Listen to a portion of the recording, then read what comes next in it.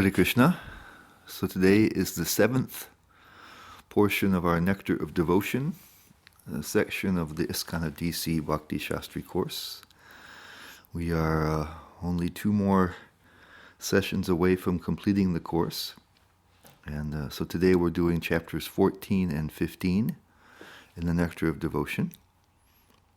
And chapter 14 is called Devotional Qualifications. And so previously, Rupa Goswami in the last several chapters detailed how to perform sadhana bhakti, devotional service in practice. We're practicing to make perfect. And now here, he's going to establish that the path of bhakti is, I put it to say, necessary, independent, and sufficient. So necessary means it's the only way to attain the highest level of spiritual achievement.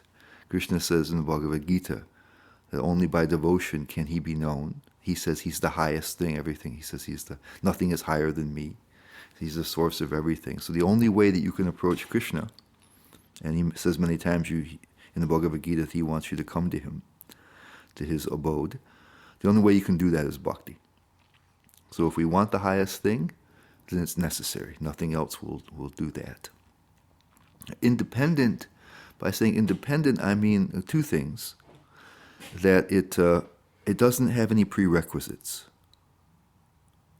So you don't have to do this, and this in order to take to bhakti. And you don't have to run any other kind of spiritual process alongside of it in order for it to work.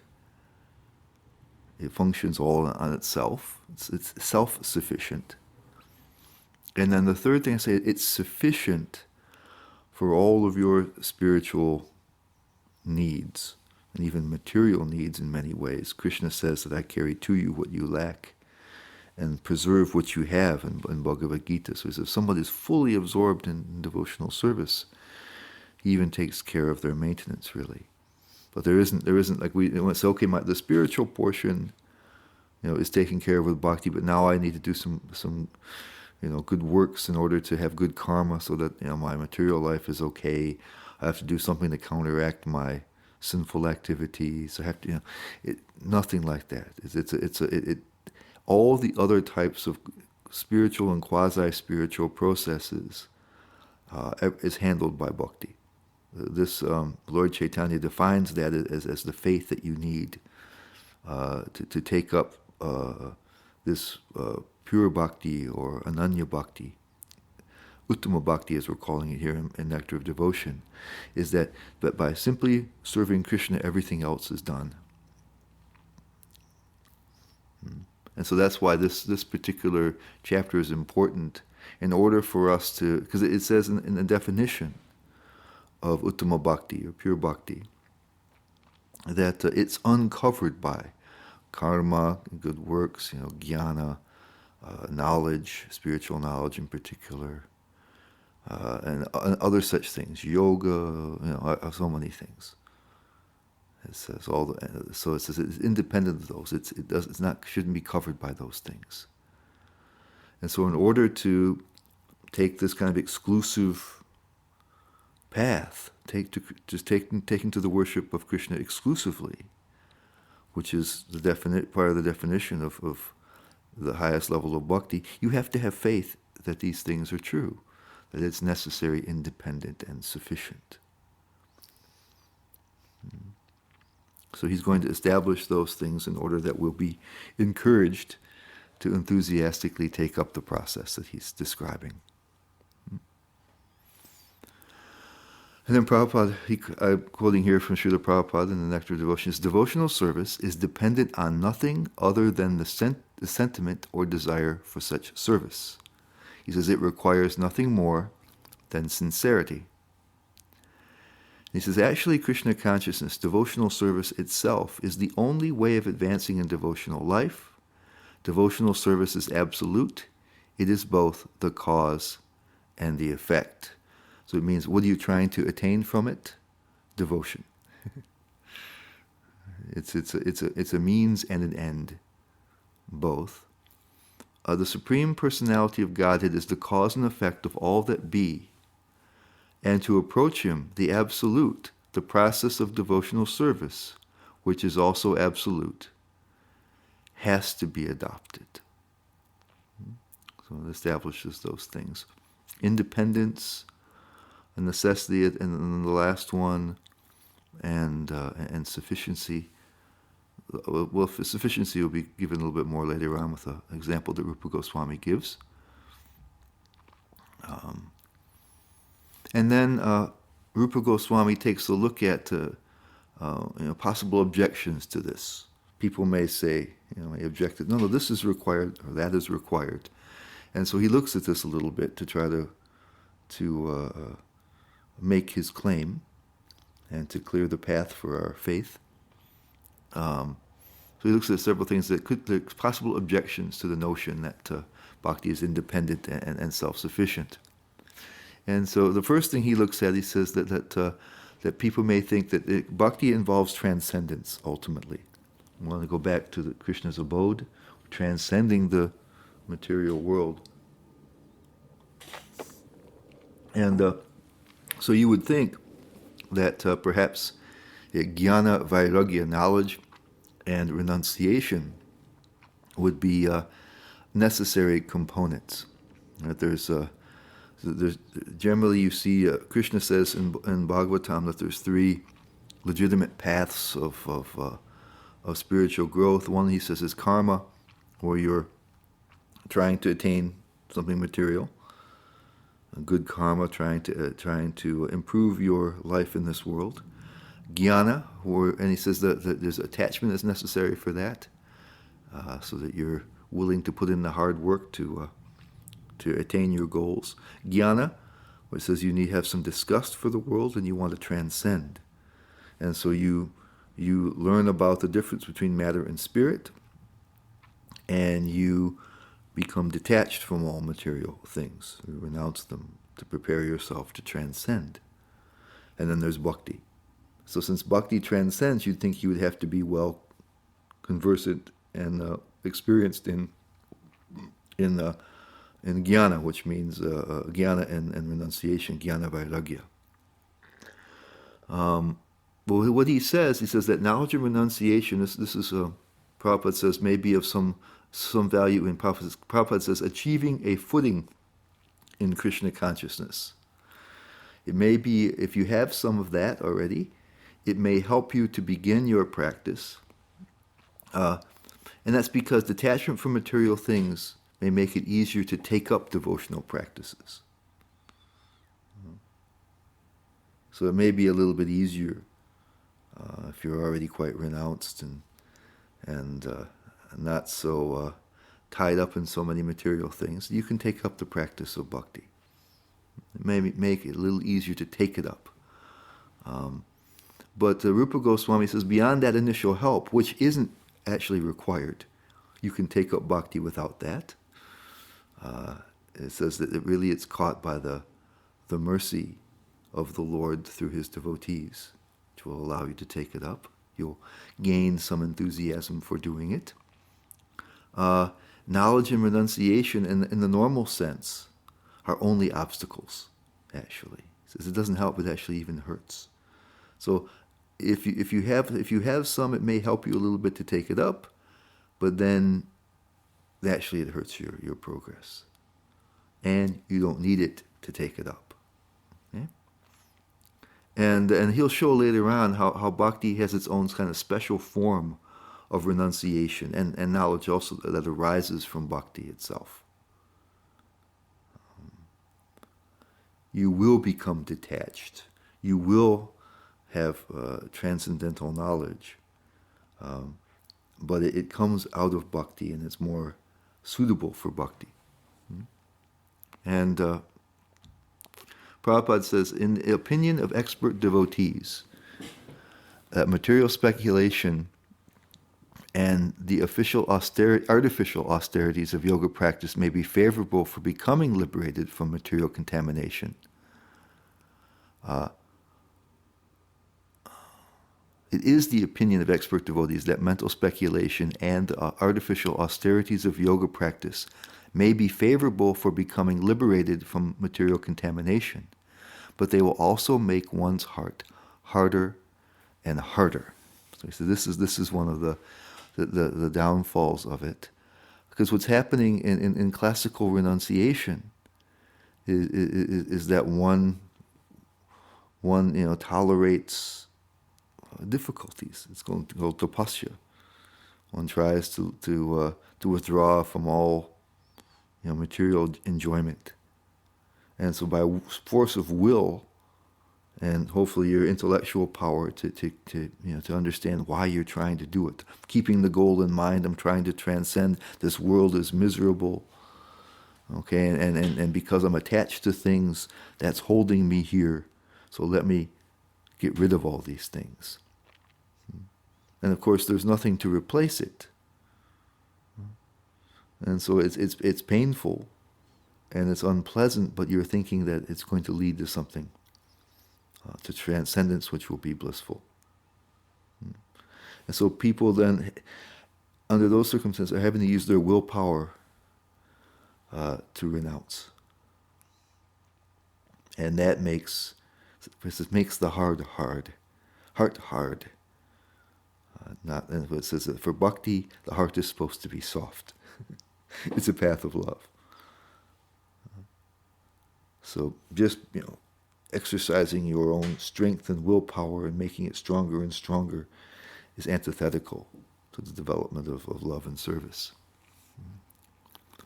And Prabhupada says, mental speculators neglect the process of devotional service, and by simply trying to defeat others in philosophical research, they fail to develop the ecstasy of devotion. Rupa Goswami has a little verse about that, where he's discussing that the Gyanis, they're trying to understand things, through the situation between matter and spirit and things in using their intellect, and it says they tend to have debates with each other, and they're trying to debate each other, but it says they don't attain any happiness in devotion. This is going to be the happiness in devotion that causes the renunciation within devotion. We call it the higher taste. When you experience something better, in jnana, they can get some higher taste after some time, if they begin to experience themselves as a spirit. But the renunciation has to come up front. And by that time, their heart is quite hard. For bhakti, the connection with Krishna causes this spiritual happiness that comes right up front, and it's the driving force of devotional renunciation. You don't care for these other things anymore, and that doesn't make the heart hard. It makes the heart happy. I've got something better. And then Prabhupada says, actually a person who is developing Krishna consciousness and still has some attachment to material enjoyment will soon be freed from such a tendency by regularly discharging devotional service under the direction of the bona fide spiritual master. So here it shows that the renunciation comes as a byproduct. So even if somebody has material attachments coming into devotional service, because of that the happiness that comes from the devotional service, that one will be able to get rid of these things. And this is the kind of happiness that it keeps the heart soft and happy. Prabhupada will talk about this even more later on in Rupa Goswami. We'll talk about it a little bit more later on. And then there's a verse that Rupa Goswami quotes that deals with some of the other things that we might think are necessary, either prerequisites for bhakti or are required to be practiced along with bhakti, that may doubt that independence and self-sufficiency. And so it's the 11th canto, chapter 20, verses 32 and 33. And Krishna is speaking to Uddhava here. And the verse is, "My dear friend, the profits derived from fruitive activities, the karma, austerities, the culture of philosophical knowledge, renunciation, and the practice of mystic yoga, charity, and all similar auspicious activities are automatically achieved by my devotees. And that's the real essence here. And it goes on, it says, those who are simply attached to me by loving service, these devotees have everything at their disposal, but they desire nothing outside of my devotional service. If ever a devotee should desire some material profit, like promotion to the heavenly planets or some spiritual profit, to go to the Vaikunthas, by my causeless mercy his desires are very easily fulfilled. So all these things, all the other possible things, fruitive activities, austerities, culture of philosophical knowledge, renunciation, the practice of mystic yoga, charity. He says all other similar auspicious activities are automatically taken care of. So this is the sufficiency of bhakti. So it's already taking care of all those things. It's as if you're doing them. And so it proves how bhakti is both independent and sufficient. If it's producing the results of these other ones, right, then you don't need to practice them to get some other result. And if bhakti is powerful enough to produce the results of these other ones, then these other ones can't be necessary to the practice of bhakti. It's already got them covered. So it proves it independent and sufficient. And then Rupa Goswami talks more about renunciation. He says this is the one that's kind of, I guess, apparently the most confusing and the one that needs to be dealt with the most. And so he talks about the kind of renunciation that we perform in bhakti, because we do have to become detached from material things in order to transcend. What it comes down to is that we don't necessarily renounce them, as we'll see, but we serve Krishna with them. So Srila Rupa Goswami Prabhupada says, then recommends that one should not be attached to material sense enjoyment. So when we say that we don't have the normal jnana renunciation, it doesn't mean that we can allow ourselves to remain attached to that. That's antithetical to bhakti. Enjoyment is the opposite of service, but should accept everything enjoyable which is in relationship to Krishna. And he mentions a particularly prasadam there, which is in relationship to Krishna. And he says this vow of rejecting anything which is not offered to Krishna is actually renunciation. And by such renunciation, one is able to satisfy the demands of the senses. And we're going to take this up a little bit further and explain this further. But yes, the fact is we have a material body, and we have certain needs of the material body. And so in classical vairagya, you try to really reduce that to the very, very, very, very minimum. Because they don't know how to serve, they only know how to enjoy. So you reduce all of the enjoyable things to the bare, bare minimum. So your attachment, at least externally, will be less. Krishna says in Bhagavad Gita that you may stop acting in many ways, but your mind will still dream of enjoyable things. So it's very difficult to do that. Whereas Prabhupada uses that example of eating. You know, if one takes prasadam that's been offered to Krishna, and in the right mood, then it's renunciation. It's not for your own enjoyment. You take it as something divine that's been connected with Krishna. We usually say honor prasadam, right? And according to Jiva Goswami, impersonalist renunciants reject prasadam, thinking it to be material. They don't understand how things are spiritualized. And Prabhupada says the impersonalists who try to avoid everything material may undergo severe austerities, but they miss the opportunity of being engaged in the service of the Lord. Thus, the renunciation is not sufficient for perfection. So we can act with our physical bodies, use everything at our disposal in order to serve Krishna, and that's actual renunciation. So someone who thinks that everything material is, inherently evil, and you have to stop acting, you have to stop all your senses as far as you possibly can. For one thing, that's very difficult and very painful, and it eliminates the possibility that you can experience the happiness of devotional service. So real renunciation is giving up this notion of this is for my pleasure, and replacing it with the notion that I'm here for Krishna's pleasure, and things that are available here are for Krishna's pleasure. And you can act. You can use your body and mind and senses. And, you don't have to, doesn't have to be physical suffering all the time. It just doesn't.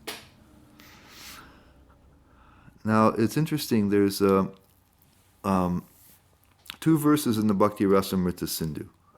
It's 1 to 225, successive verses, and 1 to 256. And they contrast these differing attitudes of the impersonalists and devotees, how they renounce. And the first one says that the devotee accepts necessities and things favorable for devotion in the form of prasadam and in a mood of detachment, meaning that we accept them in a respectful way. We accept them as being the mercy of the Lord. We respect them, as somehow allowing us to have some contact with the Lord in that way, not as something that's meant to be enjoyed by us. So there's a detachment and a respect. But whatever is necessary for us, we accept that. That's connected with Krishna. That's how it's explained there in the Bhakti Rasamrita Sindhu, where it says the impersonalists see everything as material and reject even prasadam. And Prabhupada gives an explanation of that second one, 1 to 256, along these lines in his purport to Bhagavad Gita 263. Because we've heard the second one, Prabhupada quotes it a lot, that we hear yukta vairagya, engaging everything in Krishna's service. And so I'm going to try to point out how it's interesting how Prabhupada and I'm presuming Bhaktisiddhanta Saraswati, given the way he conducted himself, he was very clear about this too, expanded the meaning of this verse to be applicable in modern times. When the Goswamis when Rupa Goswami was writing the Bhakti Rasamrita Sindhu, there wasn't a worldwide preaching movement like Bhaktisiddhanta Saraswati and Srila Prabhupada were trying to create. They were living, very, very renounced lives. They were living like Babajis in Vrindavan. And so they wrote it in those things. You accept what you need for your devotional service, what you need for your maintenance, and you accept it as prasadam. And for them, they didn't have that much. They had led very simple lives, like Prabhupada said, simple living and high thinking. And so they explain it more that way. And then Srila Bhaktisiddhanta Saraswati and Prabhupada give a little broader meaning to it that we're familiar with. So, but here I saw in Bhagavad Gita, Prabhupada talks a little bit about, explains it more in line with how it's there in the Bhakti Rasamrita Sindhu. And this is it. It's 1 to 258 of the Bhakti Rasamrita Sindhu.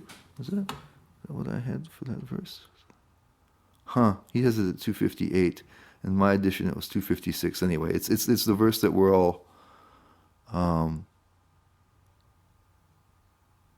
It's okay. It's a little bit okay. This is a verse long. Okay, it's Prabhupada says, by development, he quotes this word, so vairagyam palgu katite, that there's this palgu renunciation. It says we have yukta vairagya is full, and then we have the false renunciation.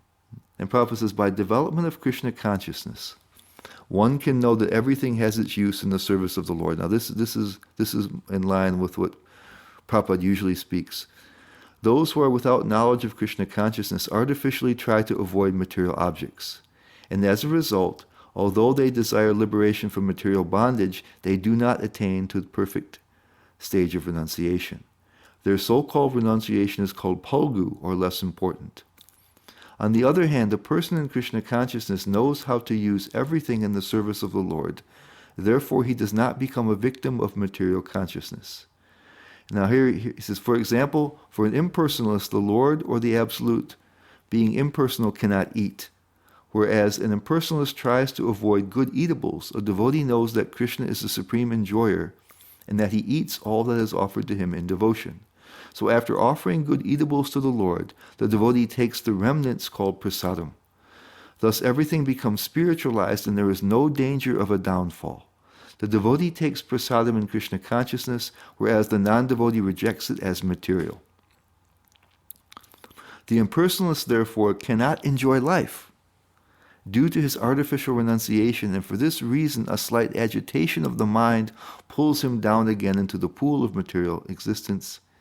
It is said that such a soul, even though rising up to the point of liberation, falls down again due to his not having support in devotional service. So the main thrust of this purport here is along the lines that is there in the Bhakti Rasamrita Sindhu, that the devotees accept their necessities, they accept the things that they need, seeing it in relation to the Lord, they offer it and they accept the prasadam.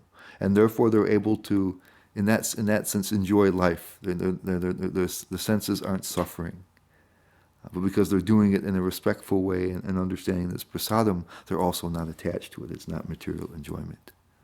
It's real renunciation. And that's stable and favorable to bhakti, part of bhakti. Whereas the other type of renunciation, where we see everything as material and you reject even prasadam, is very unstable. So they can't enjoy life, they're suffering. But then Prabhupada, here and in many other places, he gives kind of an expanded explanation of that. Whereas not just your necessities and things that you accept as prasadam, but he expands the vision. This makes a lot of sense in terms of making a worldwide preaching movement that requires resources. So in a setting of where people are living very simply, then you just need your necessities. It's simple, basic things of life. Where you're trying to create an institution and you're trying to do something worldwide, you need to engage a lot more resources than that. And so Prabhupada gives a little bit broader definition of that, and he explains the vision behind it. It says in the actual verse, it says you can. It makes sense because it says that you can accept things that are necessary for your devotional service. So if your devotional service is creating a worldwide society, your needs are different. And so his interpretation makes perfect sense. And but it's a little bit of an extension of what you seem to get in the Bhakti Rasamrita Sindhu. So Prabhupada says, one should not give up anything which can be utilized in the service of the Lord. That is the secret of devotional service, and he repeats this many places. Anything that can be utilized in advancing Krishna consciousness and devotional service should be accepted. He says if the typewriter can be utilized for advancing our Krishna consciousness movement, we must accept it. Similarly, the dictating machine or any other machine must be used. Our vision is that Krishna is everything. So it's not just things that are offered to Krishna that are prasadam, but everything, and once it belongs to Krishna. It says Krishna is the cause and effect, and nothing belongs to us. And so there's the mood of renunciation there. Krishna's things must be used in the service of Krishna. That is our vision.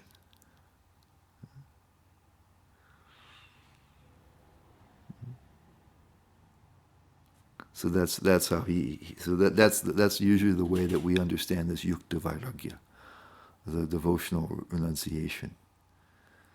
Is that not only do we accept necessities, right, but anything that's there we can engage in Krishna's service. As long as we do that, we see it as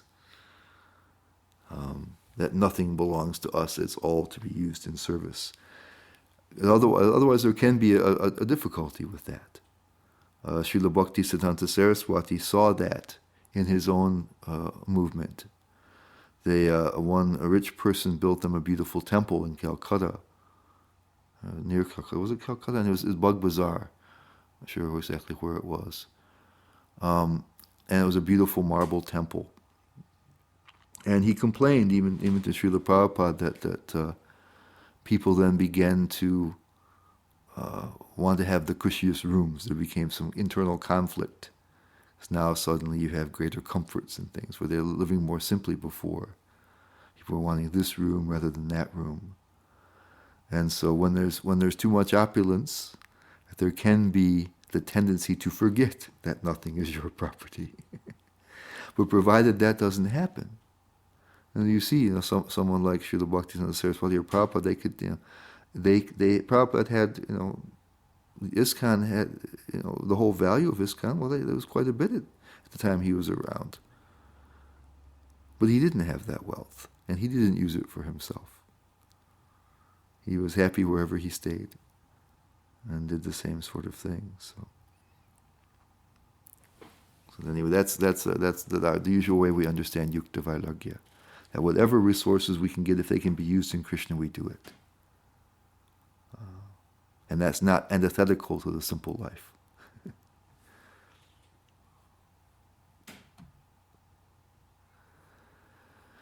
And then Prabhupada says that to be effective, sadhana, because we're saying that the sadhana bhakti, it can produce that renunciation. It can remove all of our attachments. It can do everything. It's sufficient and independent. But he says it has to be done properly. And he says, this does not mean, however, that we should give up the principles of discharging devotional service or neglect abiding by the rules and regulations prescribed therein. So it does take some endeavor on our part. We have to perform it correctly. It's not that it's so powerful that we just half-heartedly take it up and everything works. He says, in the neophyte stage of devotion, one must follow all the principles regulated by the authority of the spiritual master. And Bhakti Rasamrita Sindhu 1.2.259 says that bhakti shouldn't depend upon wealth or followers. One should be able to continue one's sadhana in the absence of such things. And Prabhupada seems to be talking about this verse in the Nectar Devotion. He says, he makes the following remarks concerning how about not properly applying the principle of using everything in the Lord's service. And he says, the spiritual master must never be carried away by an accumulation of wealth or a large number of followers. A bona fide spiritual master will never become like that. If a person is carried away by such achievements, then his devotional service becomes slackened. Become satisfied. Become proud. How successful I am.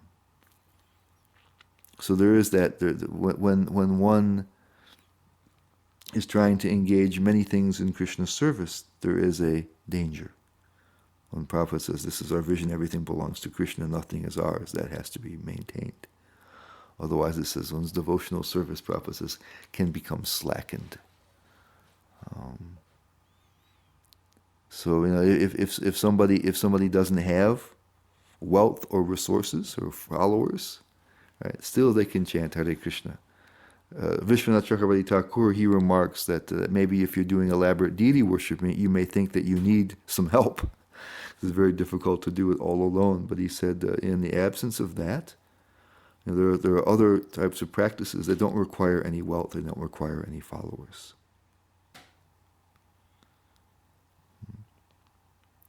So again, you don't have to have a certain economic status or anything else to practice bhakti. You can just do it.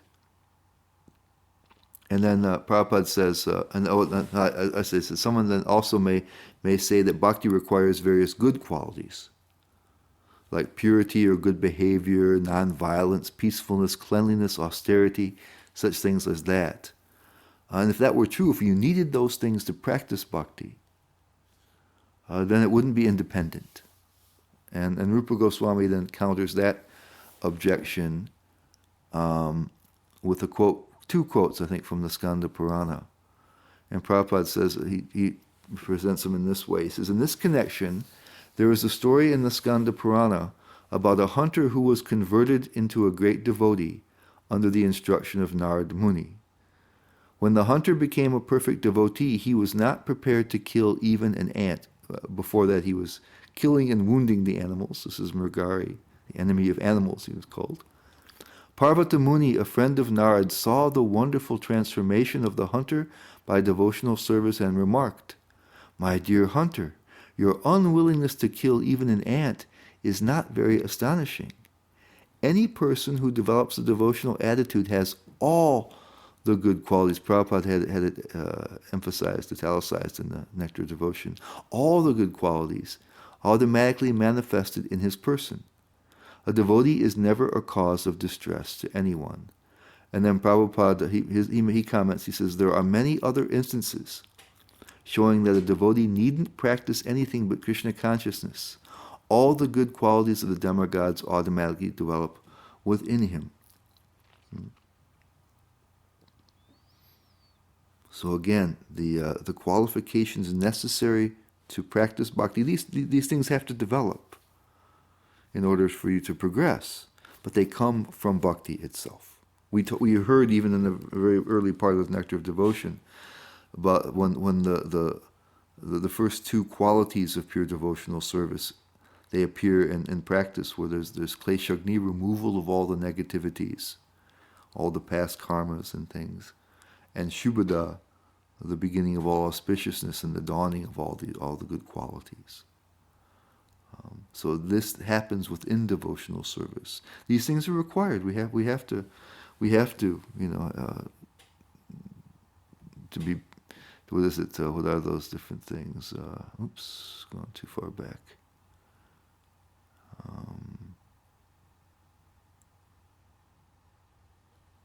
Can't seem to find it. But all those. Cleanliness, austerity, peacefulness, non-violence, other kinds of good behavior. To advance in devotional service, one has to develop those things. One will be very advanced, but they come out of our practice of bhakti. Bhakti helps us to attain them. They're not required for the practice. You don't have to practice them alongside of bhakti.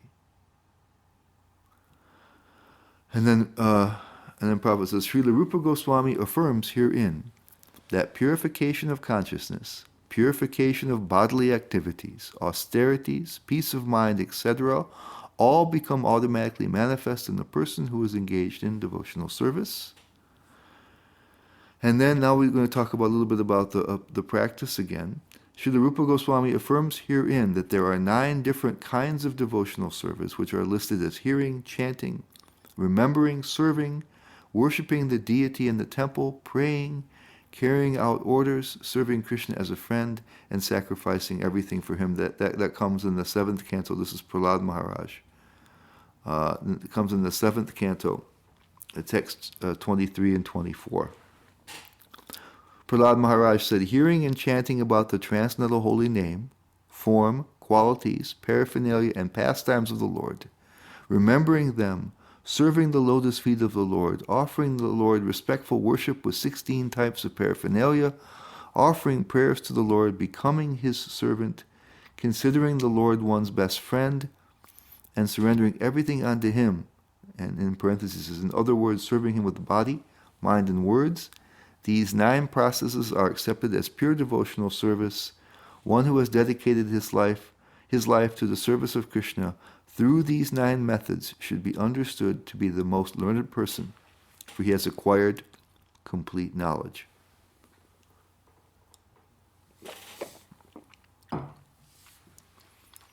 And Prabhupada says that each and every one of these processes is so powerful that if anyone follows even one single one of them, he can achieve the desired perfection without fail. For example, if one is attached simply to hearing about the Lord, and another is attached to chanting the glories of the name, both will achieve their desired goal in devotional service. In the Chaitanya Charitamrita, this has been explained. One may execute 1, 2, 3, or all the different processes of devotional service, and at the ultimate end, he will achieve the desired goal of being established in devotional service. He elaborates as the idea is that we should follow in the footsteps of great devotees. If we are unable to execute all the different items of devotional service, we must try to execute at least one of them, as exemplified by previous acharyas. Rupa Goswami gives a list of persons who just did one thing, like Hanuman was only serving, Lakshmi Devi was serving the feet, Parikshit Maharaj was simply hearing, Shukadev Goswami was chanting, speaking. He was kirtanam, and Prahlad Maharaj was remembering all the Lord all the time. So there's ideal examples of those, of doing one of those 9 processes and becoming perfect. And then he says, if we are engaged in the execution of all of the items of devotional service, as was Maharaj Ambarish, and it was also quoted in there how Maharaj Ambarish was doing all of them, then the perfections of devotional service is guaranteed from each one of these items. So somehow, if we have an attraction, even if it's the one thing, we should do it. Generally, we're going to perform multiple ones. But if there's some strong attraction to one and not others, then we shouldn't worry.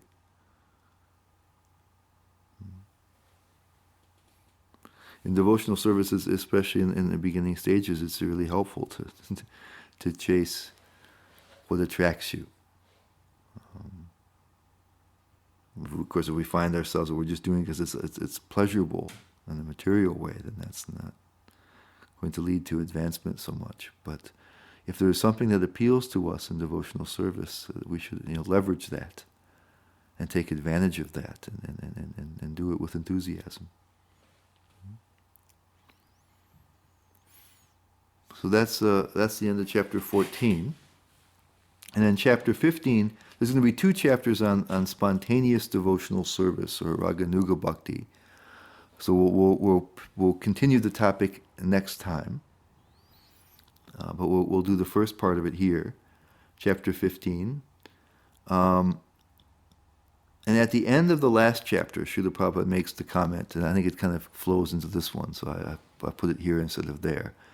Srila Rupa Goswami says that the regulative principles of devotional service are sometimes described by authorities as the path of serving the Lord in opulence. And so now we're going to see a different way to do it. And the type of sadhana that he was talking about there is called Vaidhi Bhakti. It means following the rules of bhakti. We'll hear more about this in the next chapter, but the idea is that if you see the Lord as the supreme controller, He's the source of everything, then we should have respect for Him, and we should feel that it's our duty to serve Him. And we find out how to serve them by consulting the scriptures and the spiritual master, and we follow the recommended process. So there's faith in the Lord, and there's faith in the process, and that's the motivation for serving. And we'll see that there's a different one in Raganuga Sadhana Bhakti. In chapter 15 and 16, Rupa Goswami describes a different kind of sadhana bhakti, and it's called Raganuga. And Anuga means to follow.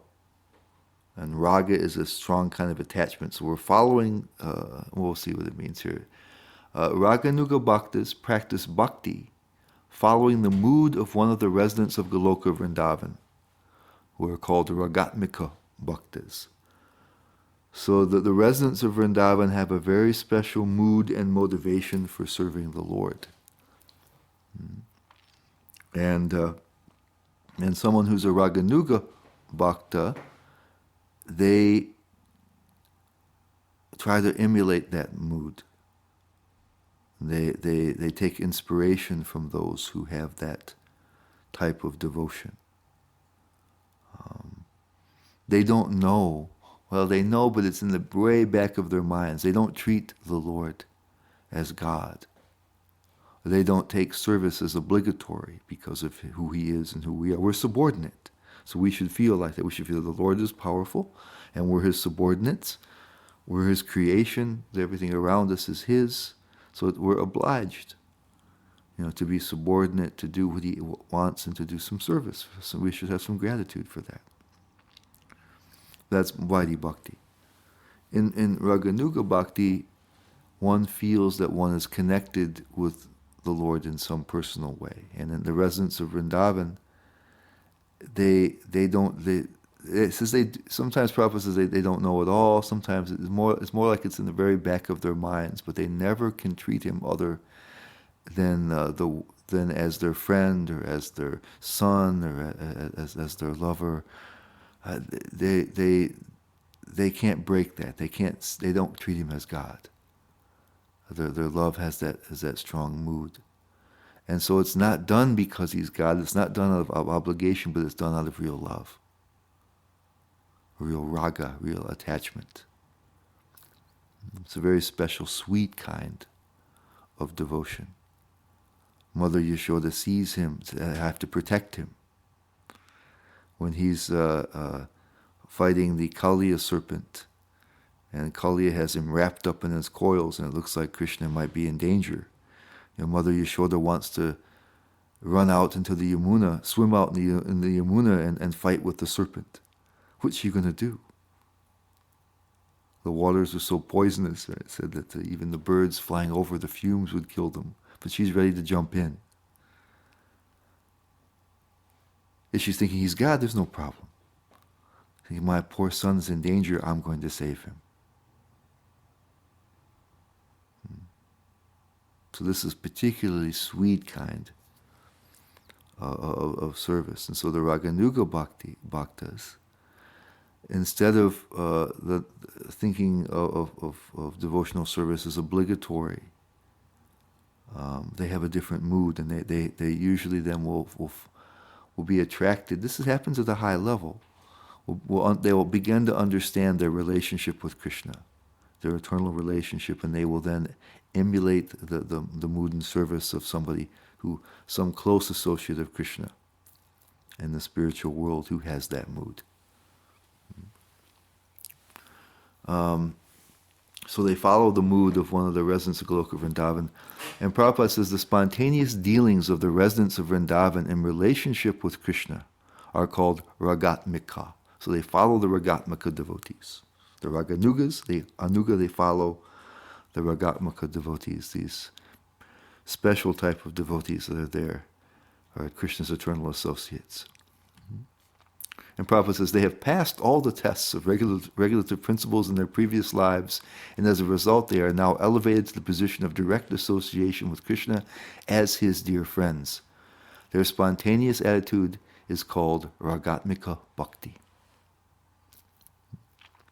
So now Rupa Goswami defines Ragatmika Bhakti. So in order to understand Raganuga Bhakti, which follows the Ragatmika devotees, we have to understand what Ragatmika is like. And so he defines it like this.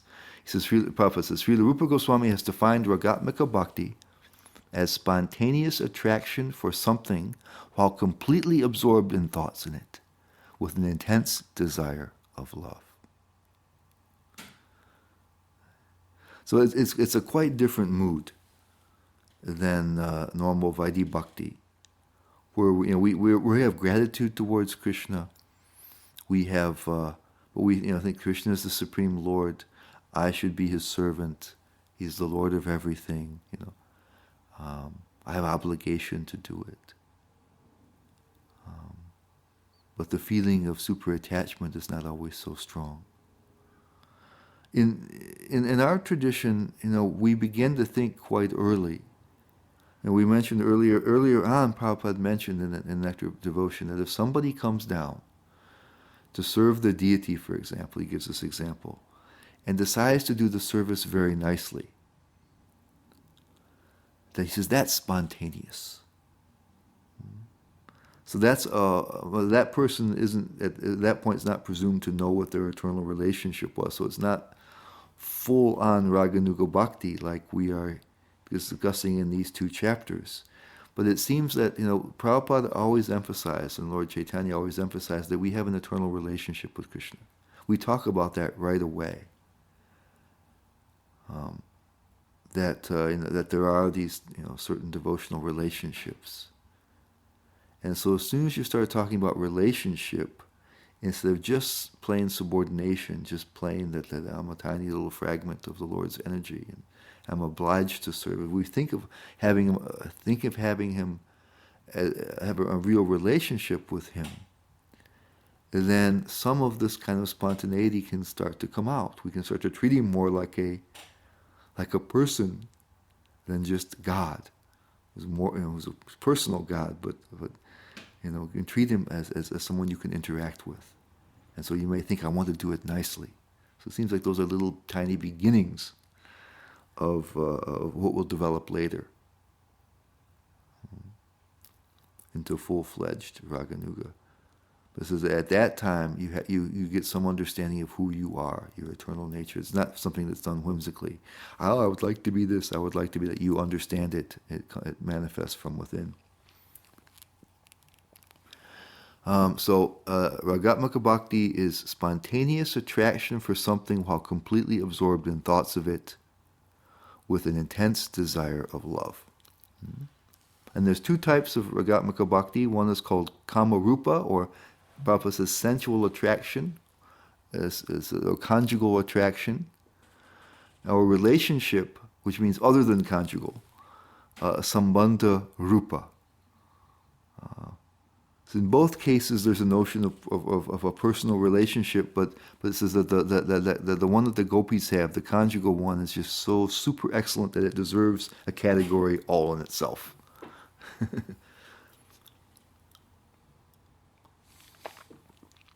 So, romantic or conjugal connection there, and it's given it merits its own separate consideration because of its supreme excellence. We're not going to hear. We're going to hear about Kamarupa a little bit in this chapter, and Sambandharupa in the next chapter. The chapter is divided at that point. And Rupa Goswami has stated in the beginning that Ragatmaka Bhakti is only exhibited in the residence of Braja. And so he tries to demonstrate this and make it clear by comparing them to the various other devotees. And to do that, he cites Srimad Bhagavatam, 7th canto, 1st chapter, text 30 and 31. In the Nectar of Devotion, Prabhupada translates 30, 7.130, and then he just gives an explanation of I got a typo here in my PowerPoint. It's supposed to be he gives the gist of 7.131 in the paragraph following that translation. He doesn't translate the text. He breaks down what it says, but it's there. Both of those are there in the Nectar of Devotion. I've given them here from the Bhagavatam. And 30 is many, many persons have attained liberation simply by thinking of Krishna with great attention and giving up sinful activities. This great attention may be due to lusty desires, inimical feelings, fear, affection, or devotional service. I shall now explain how one receives Krishna's mercy simply by concentrating one's mind upon him. And in 31, examples are given.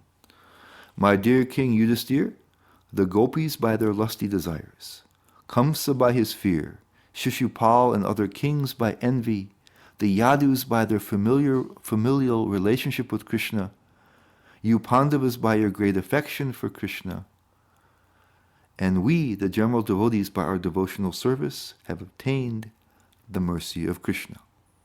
And then Rupa Goswami distinguishes between those devotees, and is going to narrow it down to only one, who are genuine Ragatmika ones. And Prabhupada explains this. He says, the attraction of Kamsa to Krishna in fear and the attraction of Shishupal in envy are not accepted as devotional service, however, because their attitudes are not favorable. Devotional service should be executed only in a favorable frame of mind. Well, we discussed this actually when we talked about the definition of Uttama Bhakti. That one has to please Krishna, do something pleasing to Krishna, but one's intention has to be to please. So sometimes the demons, they actually give Krishna pleasure. He likes to fight with them. He uses them in his Leela. They add something to the Leela. He adds to the drama when Shringadev can burst from the pillar and save Prahlad Maharaj from Hiranyakashipu. It's great. It's a great drama. It's a great adventure. When he and the cowherd boys go out and kill demons, it's fun play for them. So he actually enjoys it. So in that sense, you can say it's pleasing to Krishna, an activity pleasing to him. But the problem is it's not intended to be. And so for them, it can't be considered service. So it says it has to have the right attitude. You have to desire to please Krishna. And in the definition of Ragatmika Bhakti, it said that it has to be an intense feeling of love. And there's no love in those circumstances.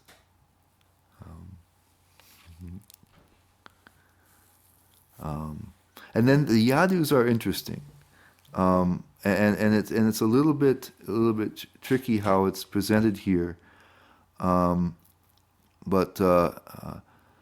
they display it because they do display spontaneous affection for Krishna. Arjuna feels like and the Pandavas, Arjuna thinks of Krishna as his friend, and Uddhava also, he's one of the Yadus, acts as Krishna's friend. And so Prabhupada says here, the attraction of the gopis for Krishna and the affection of the members of the Yadu dynasty are both accepted as spontaneous or Ragatmika. But Rupa Goswami, he doesn't classify the Yadus as Ragatmika. And Prabhupada seems to refer to Rupa's analysis here a little bit later on in the same paragraph. We're left with a little bit of confusion here because, at the beginning, Prabhupada said that it's for the residents of Vrindavan are the ones that have Ragatmika. Here he seems to be including the Yadus. But then again, it seems like he is mentioning kind of what Rupa Goswami says. Prabhupada says, here's what Prabhupada says. Again, it means Rupa Goswami, analyzes the affection of the Yadus. If it is on the platform of friendship, then it is spontaneous love. But if it is on the platform of regulative principles, then it is not. So he seems, it's still kind of an open question. But Rupa Goswami and Jiva Goswami explain it this way. And I think if we look at it this way, it makes it all come together nicely. Jiva Goswami explains in his commentary in the Bhakti Rasamrita Sindhu, explains that the Yadus and the Pandavas have an awareness of the Lord's powers along with their affection. They're both. Sometimes they're in one mood and sometimes they're in another mood. It happens that way. And so he says that such affection is not full Ragatmika and therefore is not suitable for Raganugas to follow. They're kind of half and half. So they have some level of spontaneity, but it's not complete spontaneity. So it says in the verse in the Bhakti Rasamrita Sindhu, it says exclusively, their motivation for service has to be exclusively this raga, this attachment. We see that with Krishna's parents, Vasudeva and Devaki. When he first appears to them, they pray to him, and they say that that you've come to kill all the demons like Kamsa. They recognize him. He's there as the Supreme Lord. He's there in his four-armed Vishnu form. And they pray to him. And then, just right after that, they say, oh, but Kamsa's going to come and kill you. He's come just to kill Kamsa. Bring him on. And then suddenly they feel like he's their son and they have to protect him. They say, please disguise yourself. And they take him to Vrindavan to hide. So sometimes they understand that the Lord's position, and sometimes they're more in this mood of spontaneity and relationship. They're not 100% that way. So they have that seems to make sense for everything. They have some spontaneity, but they're not full on ragatma, because therefore that's limited to the Brijvasis, the residents of Vrindavan, Goloka Vrindavan. And that's why Prabhupada mentions, even he says, if it's on the platform of friendship, then the spontaneous love, but if it's on the platform of regular principles, it's not. And Narad Muni practiced Vaidhi Bhakti also. It says that he and the others, it says the Bhaktas also attained him. And so when he remains aware of the Lord's powers and thus is not Ragatmika. Jiva Goswami says that if you practice Vaidhi Bhakti, you can attain a situation like that, even like the Pandavas. You can attain that situation where there's where at least there's still some understanding of Krishna's grandeur and majesty, and that he's the Lord. And so that's not what the Raganuga people are looking to attain. They're trying to chase after the special mood of the residents of Vrindavan. So the Yadus and the Pandavas are kind of half and half, but the Vrijbasis are the whole thing. And that's the difference between them.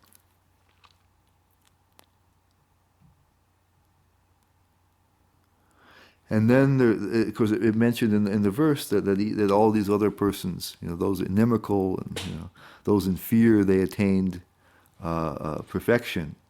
Or this says they achieved the same goal. So Prabhupada says there may be some difficulty in understanding that both the gopis and Kamsa achieved the same goal. So this point should be clearly understood, because the attitudes of Kamsa and Shishupal were different from that of the gopis. Obviously, that wasn't really technically devotional service, because there wasn't the mood of pleasing Krishna. They may have pleased him, but they weren't trying to please him. And then Prabhupada explains, although Brahman, Paramatma, and Bhagavan are the same and one absolute truth, devotees like Kamsa or Shishupal could attain only to the Brahman effulgence. They could not have realization of Paramatma or Bhagavan, and that is the distinction. So by saying the same destination, it meant, some elements of transcendence, Brahman realization. And Prabhupada says, Srila Rupa Goswami is trying here to describe the different achievements of the impersonalists and the personalists. Generally, those who are impersonalists and are inimical to the Supreme Personality of Godhead get entrance only into the impersonal Brahman when and if they reach spiritual perfection. So that was generally what's happening with those who are inimical. Rupa Goswami even says, I think it's in the text, that some of them may even get personal forms, but they don't engage in service. They're just in the bliss of Brahman. So they either merge or they get just the bliss of Brahman. They don't get the same result. It's just in a very generic sense. So the devotees will attain the personal association and service of the Lord, and where the others will get something different, the Brahman effulgence or some non-devotional kind of situation. And then Prabhupada, this is a comment that Prabhupada makes. It's not in the Bhakti Rasamrita Sindhu, but it's really beautiful. Sri Chaitanya Mahaprabhu has proclaimed the impersonalists to be offenders of the Lord.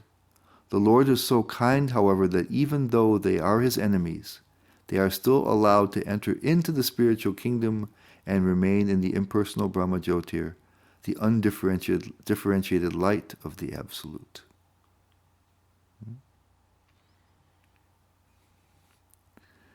And then Prabhupada explains that sometimes the impersonalists like that become actual devotees and can enter into the Vaikuntha planets.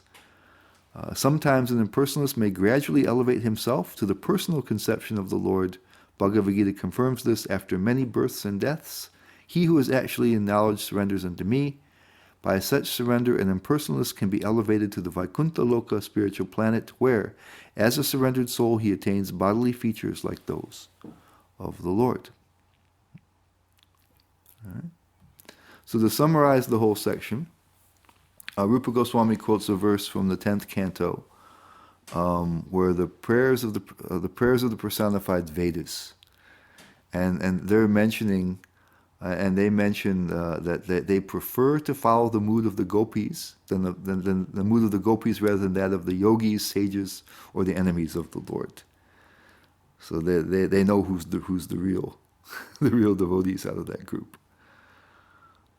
So they confirm what he's saying.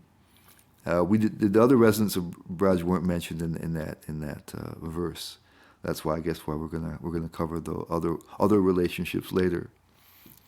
But and so it's so now then Rupa Goswami describes that kama rupa, that sensual attraction or conjugal attraction for Krishna, and kama in general means, Prabhupada usually translates it as lust, or more generally, it's like a selfish desire. Desire, and I have in parentheses selfish. It means it's your personal enjoyment. And the gopis' kama is different than that. It's not ordinary lust or selfish desire at all. And Prabhupada explains that nicely. He says, actually, in the material world, everyone wants mainly to gratify his own personal senses. The gopis, however, wanted nothing at all but to gratify the senses of the Lord. I put that in bold. Wanted nothing at all but to gratify the senses of the Lord. They wanted only service. They had strong desire for service, not to possess the Lord. And there is no instance of this in the material world. Therefore, the gopis' ecstatic love for Krishna is sometimes described by scholars as being like the lusty desire of the material world. But actually, this should not be taken as a literal fact. It is simply a way of trying to understand the transcendental situation. So just like if somebody has a strong material desire, someone is in love with somebody, right? It impels them to act. They can't forget them. They desire them. They want it. Because the idea is that they're going to enjoy it and possess it or something. It's going to satisfy them. But it's absorbing, and it's really, it's hard to resist. Impels them into action, And so in a similar way, the gopis act, but their desire is to serve and please Krishna. So we usually don't think in terms like that. We may serve someone, but usually there's not a burning desire to want to do it. We may even do it willingly, if there's somebody we care about. But a burning desire to do it, that's unusual. So that's a high level of devotion. It pains them when they cannot.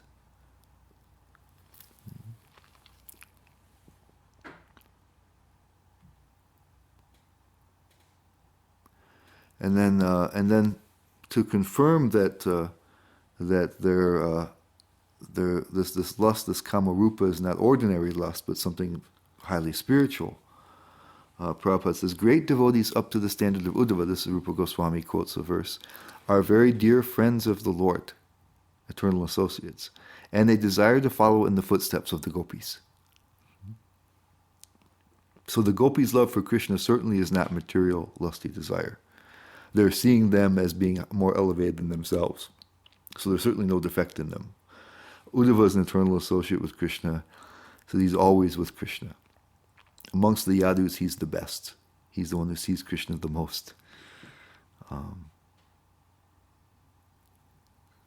So if he's wanting to follow the footsteps of the gopis, how can there be a material defect in them? It can't be. Another instance is Lord Chaitanya himself. After accepting the sannyas order of life, he was very, very strict about avoiding association with women but still he taught that there is no better method of worshipping Krishna than that conceived by the gopis. So if it was some kind of ordinary romantic feelings, that would have been something that Lord Chaitanya would have avoided. And then he says, unfortunately persons, as a comment Prabhupada makes, unfortunately persons who cannot understand the transcendental nature of the love affairs of the gopis and Krishna take it for granted that Krishna's love affairs with the gopis are mundane transactions. And therefore they sometimes indulge in painting licentious pictures in some modernistic style. So again, we can't understand. It's an analogy that's given because it shows the extreme desire to serve, but it's completely opposite of what we experience as lust. Their desire is to please Krishna, not to have him, not to enjoy him, but to please him. And then at the end, there's another example of one that there was some desire about. When Krishna went to Mathura, he met this. She was a hunchback girl. I think she wasn't it? She had chandan, I think, and had it there for Kamsa. And Krishna was asking for some, and she gave it. And he put his finger. Well, he stepped on her foot and put his fingers under her chin, and turned her into a straight, tall, beautiful young girl. And when she saw Krishna, she was attracted to him in a more material way, and invited him back to her place. And so this is a little different. Prabhupada says, on the other hand, the lusty desire of Kubja, that's her, is described by learned scholars as being almost lusty desire. She says, Kubja was a hunchbacked woman who also wanted Krishna with great ecstatic love, but her desire for Krishna was almost mundane, and so her love cannot be compared to the love of the gopis. Her loving devotion for Krishna is called kama praya, or almost like the gopis' love for Krishna. So she had some notion to enjoy Krishna. It wasn't normal lust because she was dealing with Krishna, but it also wasn't the complete desire to serve that the gopis had. So it was almost, it's somewhere in between those two things. She was attracted to please him, but she was also attracted to have pleasure from that. And Krishna was very handsome. And that ends the 15th chapter. We'll continue to talk about this Raganuga Sadhana Bhakti in the next chapter, and we'll talk more about the motivations and that sort of thing. But for now, there's a stage of devotional service and practice. We're still talking about Sadhana Bhakti here, where somebody begins to really realize, and it's not something whimsical, not something that you just decide, I would like to be a cowherd boy, I'd like to be a gopi, but that mood begins to really come from the heart. It says it will be revealed. And then one becomes very attracted to the service of a person who's perfect in that type of service. If one's a cowherd boy, one looks at, Sri Dhamma and Sudama and those type of devotees, and hears about them and uses them as a guideline. We can't ever become devotees like that, but we have the same mood and assist in some way. Like we see in Vrindavan that all the parents of all the other children, they also love Krishna more than their own children. They have a parental affection for him, but there's only one Nanda Maharaj and only one Mother Yashoda. And you can't become those people. But they're the perfection in that type of relationship. So someone who has motherly affection, will hear about Mother Yashoda and take inspiration from her mood. And so at that point, the motivation for service is no longer, the obligation, or I've taken certain vows, or that I understand that that Krishna is all powerful and I'm tiny and subordinate, and therefore it's my obligation. It's more organic, perhaps it's spontaneous. It's not a should anymore. It's automatically you feel that connection with Krishna. That he is my son, he is my friend, he's also loving servant, my romantic object of romantic affection, and that's the cause of it, not Krishna's majesty, not his power, not his position, and so it absorbs the mind and absorbs the heart.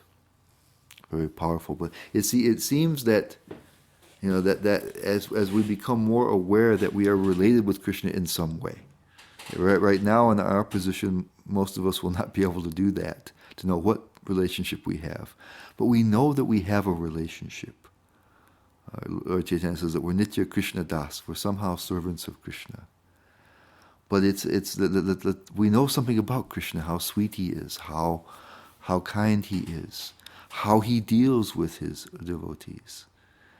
And so we know that it's more than just this God and obedient subordinate relationship, that there's a sweet interaction there.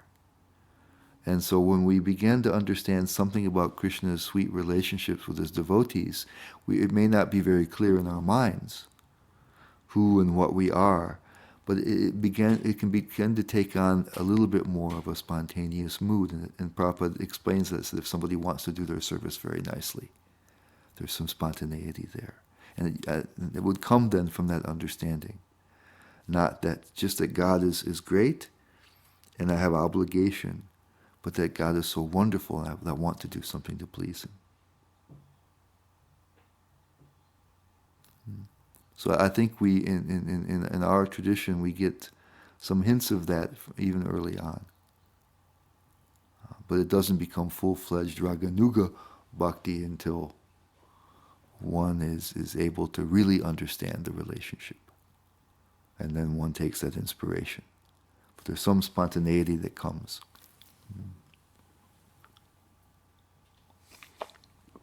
Into it. So yeah, we'll end here today.